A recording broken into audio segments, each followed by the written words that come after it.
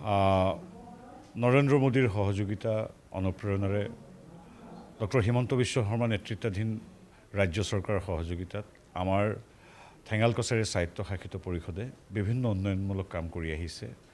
নিজৰ জাতি জনগোষ্ঠীটোৰ লগতে বৃহত্তৰী এলেকাবিলাকৰ বিভিন্ন জাতি জনগোষ্ঠীৰ সৈতে হাতে হাত ধৰি আৰ্থ সামাজিক সাংস্কৃতিক বৌদ্ধিক সকলো ক্ষেত্ৰৰ লগতে মূলতঃ কৃষকসকল আৰু নাৰী শক্তিৰ বাবেও খুব প্ৰণালীবদ্ধভাৱে কাম কৰিছে। তাৰ আজি আমি সকলো সাক্ষী হ'লোঁ।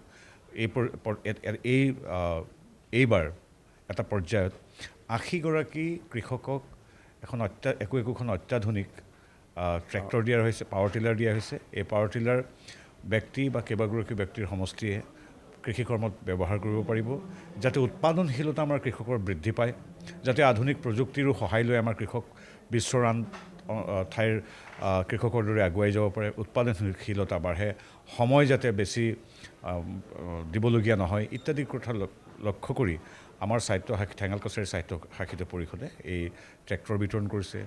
লগতে ৰাজসাহাৰ্যযুক্ত উন্নতমানৰ বীজ সাৰ ইত্যাদিটো সময়ে সময়ে দি থকা হয়। আৰু আজি ৪০০০ নামঘৰলৈ তামোলৰ পুলি, নাৰিকলৰ পুলি ইত্যাদিও আগবঢ়োৱা হৈছে।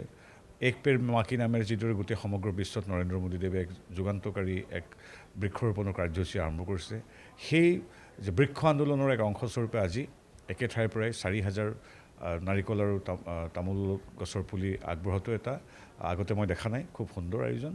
অৱশ্যে আমাৰ আজিৰ অনুষ্ঠানটো বহুত দীঘলীয়া আৰু বেলেগ ধৰণেৰে আয়োজন কৰাৰ কথা আছিল যদিও এটা দুৰ্ঘটনা, যিহেতু বিমান দুৰ্ঘটনা এটা হ'ল, সেইকাৰণে আমি একেবাৰে চমুকৈ মাত্ৰ ৬-৭ মিনিটতে অনুষ্ঠানটো সামৰিলোঁ। আৰু আমি আমাৰ মঞ্চৰ পৰাই দুৰ্ঘটনাৰ বিষয়ে আমি বাকী একো খবৰ নাজানো।